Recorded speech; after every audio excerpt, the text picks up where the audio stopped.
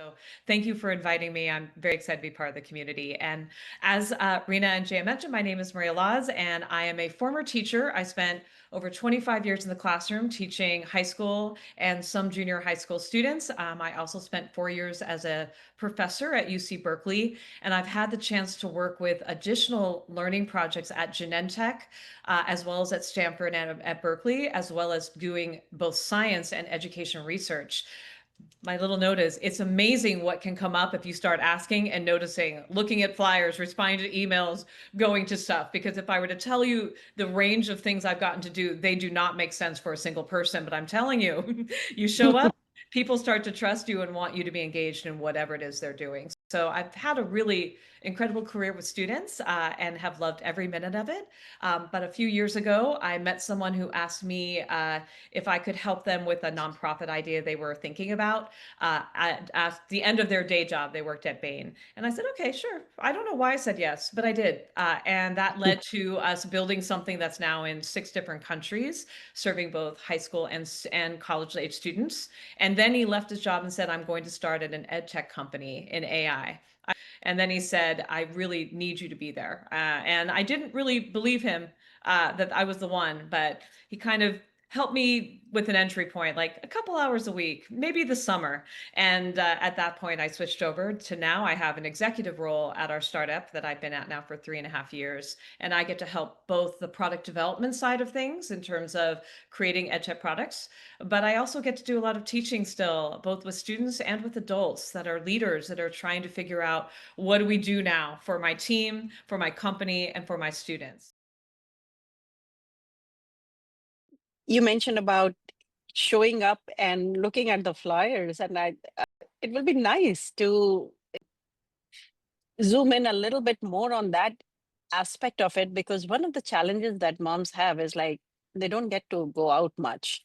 Uh, and this is something we want to encourage no matter where you are. Find your meetups in your city, go and network with people in the companies, even if it is virtual network through LinkedIn. And also, can you emphasize that a little bit and how it has changed your career transitions and all? Absolutely, Rena. And I have to say this for everyone in the room.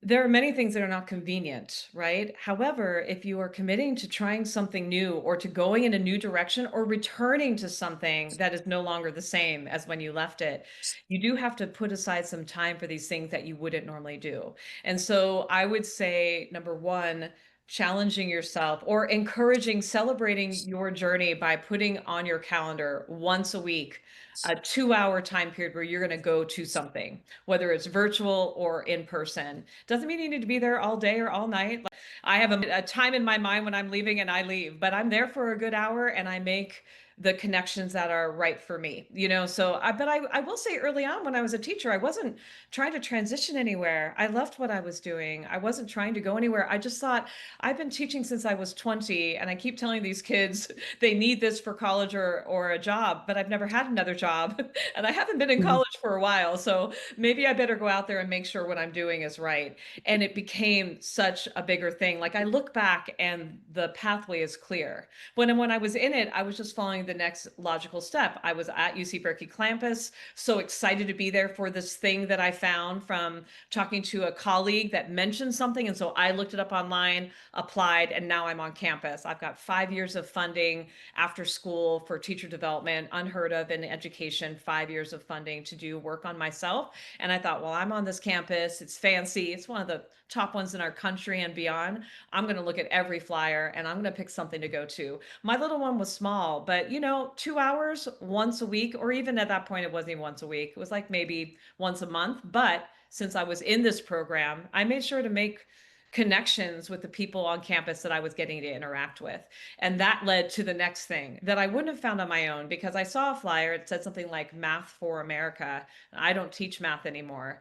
But I asked about it, and suddenly it turns out it's not Math for America, it's Math and Science. And it's another grant. That means I get to do educational research with the dean at UC Berkeley. If I hadn't asked, I wouldn't have gone forward. And that led to the next thing. So even now, I would say that I'm in ed tech. It is incredibly important to put time on my schedule to go meet people. I went to something this week on Wednesday, and I thought, I signed up for it. I actually got invited to go. It was definitely an exciting event, small. The people there would be some folks that I know we could be important to each other. But it was like a bit of a drive, and I was like, I don't know if I want to go. But I'm glad that I went. I literally went. I only stayed an hour, so I think I drove as long as I was there. But the person that I met there, we're meeting on Monday, and it looks like we're going to be able to move forward with a project that I've been trying to move forward for literally 2 years. So I'm not saying every event is like that, but there's a whole science behind when people see you places, even if you don't stay long, even if it's not every day. But if you're going once every 2 weeks or once every 4 weeks, people remember, and that gives you some status about, they keep showing up. That's the number one thing I would say that I've seen both in my education career. I didn't mention I have a science degree and an ed degree, but I also wound up getting an art degree sort of later. And part of the reason for that was not I was trying to get an art degree. I went to this one training and then decided I liked what I saw, but I wasn't going to sign up for classes. I didn't have the money for that at the time. But I Mhm. kept going to any free events. And what do you know? Somebody, the director of the county level program was like, you, literally like this. Mhm. I'm what? What me? She's like, you keep coming here. Who are you? And that's next thing I know, she's pulling me into an apprenticeship program. Then I become senior faculty. They fund me to get another master's degree, which led to changes in my classroom, which led to me getting recruited at Cal as a professor. That is crazy. I mean, that's like nothing that makes sense except for showing up matters. So I would say it doesn't mean you have to do it every week for the rest of your life, but particularly when you're making a change or you have a particular goal in mind, people need to know that you are trying to make a move, that you're aware of the current kind of scene. And so, like I said, make it small, make it memorable, but consistency is important, even if it's short term. So changing gear here. First of all, what subject did you teach? Primarily, I've taught all the sciences except for physics.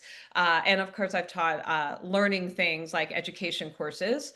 I But see. one of the things I'm known for is arts integration as well. So that additional degree. I've also was a professional dancer for over 15 years, which actually was the way that I met the person that actually recruited me into my tech role. I was dance teaching a class here in Oakland and heard someone talking about computers on the dance floor, and my head spun around because there's only two things you can talk about on the dance floor: how beautiful your partner is or how great the song is. I've said this before. That's the only two acceptable topics. So I went over to jokingly tell him to stop that immediately. And instead, we wound up having this other conversation. So definitely for me, it's been primarily in sciences, but also more broadly, teacher education, learning best practices, and also arts integration, which not unironically is related to all those other things. It's around Mhm. creativity, innovation, flexibility, leadership, collaboration. And I think also a big emphasis in my teaching life was working specifically with emerging bilingual students. We call that ELL programs, English language learner. I prefer emerging bilingual personally. I think it more artfully captures the strengths in the room. So that was a big focus area of mine. K through 12. A lot of kids, a lot of people, they have young kids, right, guys? So for moms, what message do you have that you can share about how they should be changing their perception of what their kids should be learning to be future ready? It is, again, my pet peeve is schools are not adapting as quickly as needed. So the kids are overloaded with the schoolwork, and then you come and start putting other new things on top of that.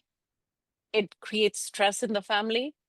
It creates stress for the kids, whether they should look for the grades, or they should continue to learn. So there are a lot of things going on, and that it is leading to not only kids being stressed, families being stressed, and the relationships being at risk. So it's a very different topic, and I think you can bring a lot of thing, insights on it.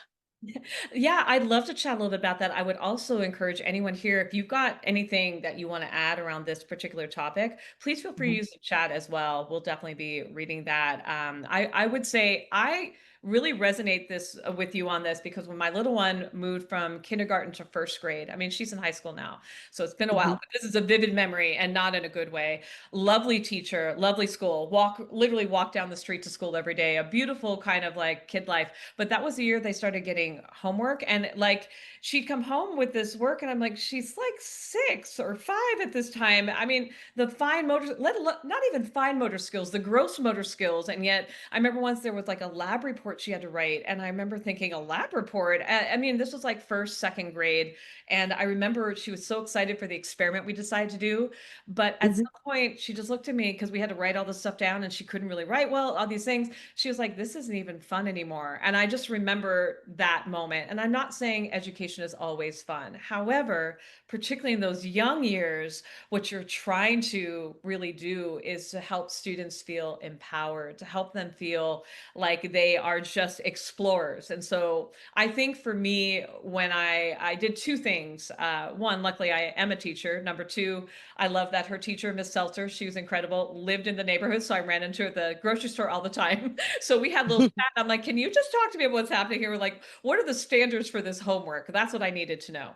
Because, the pressures on the educator come from everywhere, including parents. Like if we hold up on homework, you get calls like, why don't you have it? Because now my kid's not gonna be ready for college. And so you're trying to do this balance of serving the needs, but maybe not always having the time to actually explain things. So she and I had a moment around, yeah, the things I'm teaching now are what I used to teach in the grade above, but we've made things more intense just as a school system, as a society, this urgency and worry about kids Mhm. getting left behind. And in fact, we are leaving them behind by doing that. So that Mhm. allowed me that thinking, all right, she's now set the norm. It's not to make this perfect. It's not to show, it's just an attempt. And so we decided after talking with her that we would just put a time limit on it. So when they're little, it's not about completion, it's about what we can do in the next however long. Because as you Mhm. all know, especially when they're little, you can wind up doing homework till bedtime. Then it's like time for, bath and bed. And you're like, we had no time together. I mean, this is just sort of wearying. So I really Mhm. liked that personal connection with the teacher. And then also for me, thinking about what my true goal for her was to be an explorer mindset, that wanting her to feel brave and to try new things, and to dig in, find new skill sets. But Mhm. I wasn't gonna wear her out. I think that would be the thing that I would empower you to remember that you are a partner with your educator and with your child. Your child helps Mhm. you decide what to move forward, and what to maybe navigate differently. Doesn't mean, I'm just saying I definitely trust the teachers. I know it took time to build up, you build up a rapport with the parents you serve and the families you serve. But when you do, they'll go with you. For example, when I started doing arts integration work, it was really cool. Like we had a MacArthur Genius Grant winner come to my classroom. We knew each other through my dance life, and we taught evolution using dance practices. My students won awards on their tests. So it's not like it messed up their test scores. But when it started, I thought, oh, I couldn't have tried this 5 years ago because the parents didn't know me as well. And they would have thought, what is this lady doing? So, if you don't feel like you have that rapport with the teacher, I think it's good just to connect with them, because Mhm. definitely they'll reveal more about why they're doing what they're doing. And then you can either engage with that differently with your child, make different decisions, or maybe even influence a teacher in a positive way to work with you. Because I will say we are aware. We are aware. It comes up in our classroom too. There's so many pressures. So feeling like you're allies with the parents is incredibly important to make the decisions we need to make. So me doing arts integration work, I just decided I was going to do it. That's what we were going to Mhm. do. And then it turned out like it worked very well, but it did take some resolve for me to work through that middle part until we could start seeing the outcomes were more than just happy. They were also happy and they were doing incredible work. And that took a little bit of resolve on my part, awareness of them, and talking to parents. So keep talking to the teachers and just know at home, if you've got an idea of what your real goal is for your child at that age, let that Mhm. be your guide. For me, it was the explorer. That's what I want. So, how can someone with a non-technical background start understanding or working with AI? You're saying, how does a non-tech person, you mean, how did I start? Absolutely. Yeah, because I was a non-tech person. I think it's absolutely insane if I think about it that I'm in charge of product dev with an engineer, that we run that entire division. And I will say there's a couple things. One is you got to lean into your learner self. That again, that explorer mindset, I really keep emphasizing that for a reason. That one of the great things about AI is there's not a lot of experts. Like seriously, we don't know. Nobody seems to know what they're doing yet. It's still too new. It's not mature yet, which is terribly stressful at times, but also means it's very wide open. You are not too late. You are not behind. And the AI tools themselves are so intuitive. You have some ability to be a decision maker and in a powerful position because you understand how they work, how to use them well. You've got a new use case. You've built out something for others. So for me, it started very simply. I was attending meetings, and my supervisor asked me to create like a science of learning course, totally in my wheelhouse. I think it's a great course. I wish I'd made it when I was a teacher. It's amazing all the knowledge of like how you help a student be a better student, no matter what they're trying to learn. That's new. That's great. Happy to talk to you all about that if you want. It was very helpful for me too. And then attending product dev meetings. And I remember within the first month, they're very early meetings. We're an international team, so 6:30 a.m. and I'm in a meeting for a half hour where I understand about every one of 27 words. And then there's a meeting right after that, the AI meeting about like innovations, and I understand about 6 of every 10 words. So that's an improvement. And at some point in the first month, I just went to my supervisor and just basically said, because I'm going to many meetings for a variety of divisions and doing kinds of things. I said, do I have to come to these? Which is not my norm. I love meetings. I want to be in all the things. I feel a lot of FOMO if I'm not in stuff. I want to be there. And he goes, and he just started laughing because again, not my norm. I'm a good student. For me to push back like that. And he just said, no, I know right now it's all new. Of course it is. You're not an engineer, but I have a vision about what I'm going to have you do in 6 months. And I promise you, in 6 months, you will know. One, because you're coming and you're listening. And two, I know you, Maria, you are going to learn on your own. I will help you. And so that just really pushed me forward. And so in terms of what I did to learn, I didn't have, extra additional funding to go take courses. And this is a startup. They didn't have that for me either. But two things. I took very good advantage of who's in the room. I get to work with engineers every day. Let me ask them stuff. Let's get on a Zoom call for 30 minutes once a week. Let's do a little AI 101, right? Ask questions, show up, just as we talked about before. But the second thing I did is I signed up for every possible newsletter out there. And mind you, there are many about recent developments in AI. And I can share some suggestions for you all if you're interested. Not all of them. I'll boil it down to two just for your own sanity. But for me, it was very important for two reasons. Number one, early on, I was reading all of them. That was a lot of reading. Now I still subscribe to them all. They come every day in my inbox. There's a lot of emails but I don't necessarily read them all. But even just being in touch with what is the pulse of what's happening right now, what kind of tools are being developed, is there one that catches my eye? They all have some sort of free version that I'm going to try, and then I'm going to connect to maybe something we're going to develop, or I bring to my team that they could actually utilize in our small startup to be more agile. Or it could be that I'm looking at the headlines, looking at, oh, this is happening in AI right now. For example, the big hot topic right now is agentic AI. So that gets us thinking about, what do we need to do to incorporate that? What do I need to learn? And so literally just yesterday, we narrowed down to 3 tools to try and started testing some things. So I think the biggest thing about AI, the 2 things I would tell you is, number one, most of the tools, there's some free version. You don't have to, there's no commitment to you financially to just start playing around. And number 2, this kind of learning is not you taking notes on a course, it's you actually playing around. The best way for you to get good at understanding what AI can do, what it doesn't do well, what the differences are between different things and how similar they are, and how you would make decisions, that's all on you just trying them out. And this doesn't mean hours a day. I think a lot of us were probably very good students who were used to like these big blocks of time. The luxury of having 3 hours to study, right? At the time, we didn't appreciate it, but now we know that is not our lives. But that's also not a good way to learn this. Literally, like I force myself not to do that. I put on a timer. I literally have a timer right here, my favorite timer. It beeps. Oh, it's very fun. I don't use my phone because then I'm checking on, the WhatsApp messages or my email. I use a really basic kitchen timer. This is my favorite one. It doesn't have an angry, you're burning the food dinging sound. It has a much more, hey, it's time to stop. It's a much more pleasant sound. It's not fight or flight. I put it on for about 20 minutes, sometimes 30, and that's all. That's what I do. If I'm feeling, super like this is a critical time of shifting, or I'm in an inspired space, or I have some time, I'll put my timer for every day for 30 minutes, but that's probably not realistic for most people. So I would say at least twice a week. Like, commit to some time. I know that everyone's busy, but again, if you have decided that this is the moment for you to go back to a particular industry, a career, or to start a new one, you are going to need to do a short time where you actually carve it out, and you've done it before when your kids are little. You've done it before. This is for you. I think that's been the hardest thing is I find that to be a good learner in AI, I have to commit to the time. And it doesn't mean that I don't want to. It means that everyone else's needs in the company, or anyone who emails me, I'm suddenly off of that and I'm doing their thing. So for me, I have to put it on my calendar so it shows up as an event.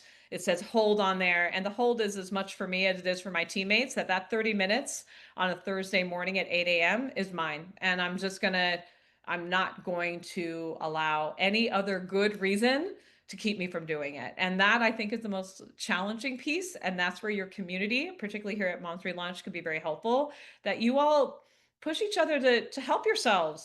Don't keep putting yourself last if you find that to be a problem. I find that to be a very big challenge. I am a helper, but this is for me. Third thing I'd suggest about how to learn AI, and this I think is for a couple reasons. One, it actually helps you because you're going to learn so many things. You're like, I don't remember. I know I used a tool at some point. Where is it? It's never coming back. So I actually keep a spreadsheet of things I tried. It's very simple. If I don't do it in real time, I get behind and then it goes away. So I tried to do it. I'm like, oh, I tried these 3 tools, and then I might say a note about it and move on, put a hyperlink, whatever.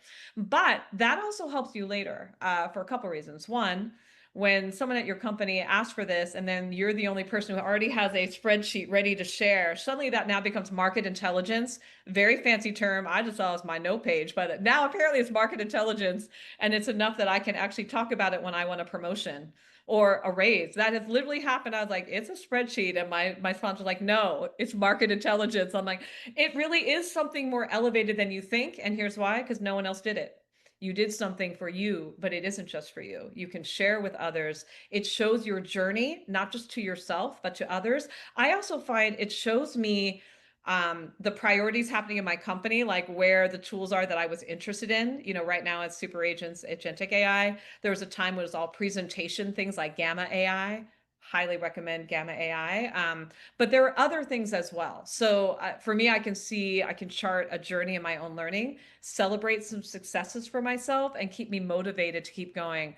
My spreadsheet is awesome right now. It is very long. I feel very smart. Even though most of them are not things I even use anymore, I've moved on, but it really does remind you, yes, the goal can seem far, but you're further along than you know. And I would say this last thing about this. I think that spreadsheet for me, yes, it has helped me move forward, like even financially, something that was only like an internal thing, but I think it helped me redefine what value is for my new company. That things that I do every day, so I kind of discount them, are actually things people don't do every day. And it is valuable. So sharing it and seeing it is very helpful to me. And I think also too, I think it's very important for us to remember that our competencies outpace our awareness, meaning we are learning more than we think we are. We are further ahead in our journey than we think we are, and something tangible like my spreadsheet, which is now many tabs. I think I might have mentioned that. No, that's important because every day I'm like, oh, there's so much to do. I'm so new. I'm only 3.5 years in. I'm with people that have been doing L&D for 20 years. And this reminds me, I'm where I'm supposed to be, and I'm doing great, and that's important. Yeah, I think a couple things really helped me level up and not just get ahead. And one of them I think is The way I don't know if this is what we talked about, Jaya, but I was thinking about this even this morning. Yes. One of the things is I feel like when you're starting to look for a new job or re-enter the workforce or shift careers, you're focusing a lot on your skills and your past, like your past history of jobs, and that can cause a lot of concerns about gaps, or even for me, I mean, so many years as a teacher, but like I'm, fairly new in this other space. And that's important, I know, for your resume development, what have you. But in terms of you charting your journey, I think we can get a little, myopic. We're looking so little at the skills. We're looking at the past and not thinking about our purpose. So when I connected to my purpose, like teaching is a beautiful thing. And as I mentioned, I wasn't burnt out. I wasn't like trying to go anywhere. The reason why I was willing and capable of taking this ridiculous step right at, like the COVID has just happened, like things are not good economically. And I've decided I'm going to leave a tenure position in a school district and my professorship. I gave up those keys to that office. I'm thinking, I mean, I think the week that I signed my contract was the week they laid off like another 50,000 people in tech. Like the timing did not seem like great in the moment, but I knew that it was the right time, and I was okay with continuing forward because I was connecting to a purpose. My purpose in my classroom and my purpose now is the same, but now my scale is bigger. I have the potential with this AI company to help more learners across every community around the world. I can bring the things that I've learned with my students in this small space over many years and bring it to more teachers and learners so they can do the same and even better on their own. So for me, I think that helped me level up in a lot of ways. It made it seem not like, oh, one more thing I got to do, one more weary thing that I'm not going to be good at, or if I don't have, I'm not going to get a job. No, focus on purpose. For focusing on purpose to me also gets me into different conversations that I wouldn't have gotten into, and then I might have missed a connection. So Could you tell us a little bit more about the startup that you're working in and your role in learning and development as well?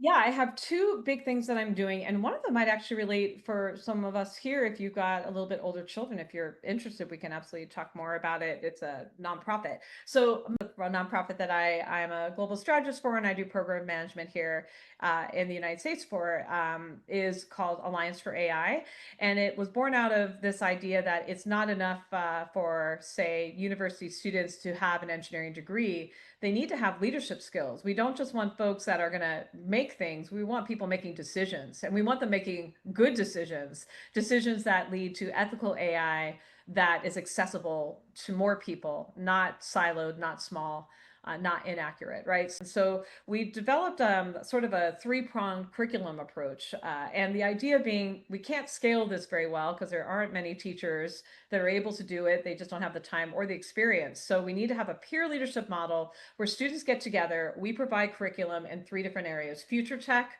careers and skills you need, kind of a legacy and history of innovation, a variety of different culture groups. So folks understand that they have the confidence and competence to engage with hard work and feel mission and purpose to do it. And then the third one is around leadership and workplace skills. So personal branding is actually part of them. Again, things that you and I could talk about: how to use your LinkedIn better. Like, even if you don't have like huge awards yet, or you're new to a field, you can show your journey by commenting, posting articles, doing all kinds of things to show people that you are in the know, you are currently in the space, and you are thinking deeply and moving forward and progressing. So we've done that now in a variety of countries across Africa, and then with university students, also supporting them with hackathons and their skills development. And then my ed tech company, we build an ed tech tool. So, you've got all kinds of great companies, like Khan Academy is a great one, where they are really focused on content. We were thinking about how many people are learning online now, adult and student, but primarily we started with adult, but it is everyone. And why do people learn online? It's cheaper and it's convenient. However, we're terrible at it. You all know this. Like, seriously, like, it's so distracting. You got many things to do. It's hard to sit this long. We're just not really geared well for online learning. And so what do you do to help people? What would a teacher do in the classroom to help people stay focused? And so ours is through your camera. You hold all your data. We don't see it at all, but your camera, we've got some great algorithms around focus that will tell you in real time when you need to get back to it and what's going wrong. You can tell you, it looks like you're on your phone. Let's do this. It looks like you are struggling on this website page. Would you like us to convert this into a podcast? It looks like you're not great at working at 9 a.m. on Wednesdays. Why don't you switch your schedule to XYZ, or go take a yoga break? Here's a couple poses. So the idea is for us to help people make the most of their time. In our very small pilots, what we've seen is that people will get through their content 3 to 5 times faster with our tool on. Think of it kind of like a Fitbit, but for your learning. So it doesn't matter what you're learning. You could be on YouTube, you could be on a website, you could be in some sort of learning management system if you're at a job, whatever. You could be on Coursera, whatever that might be. This just sits on top of it. It gives you that information, that idea of, again, empowerment, that it's just helping remind you that you're moving toward your goals, and to get there. Don't mess around. Let's get going. You've got big dreams to get to. So I like this idea, and I think for all of us here as parents as well, right? Not just me as a teacher. I always thought of myself, my goal wasn't to make them scientists. I know that sounds silly. I was a science teacher and I really love science. My mom was a scientist. Yeah, science is a thing. However, I just wanted students to know that they can do hard things. They come into chemistry class, sure, they're going to hate it, and they might for a minute, but once you get that first success, it's inspiring. It motivates you to continue. And it's a really incredible thing to be someone that helps them on that journey. So how can we put some of that energy that I'm, giving to you here as I talk about it into an app when you don't have a person available to help you with that, when that is literally just not available?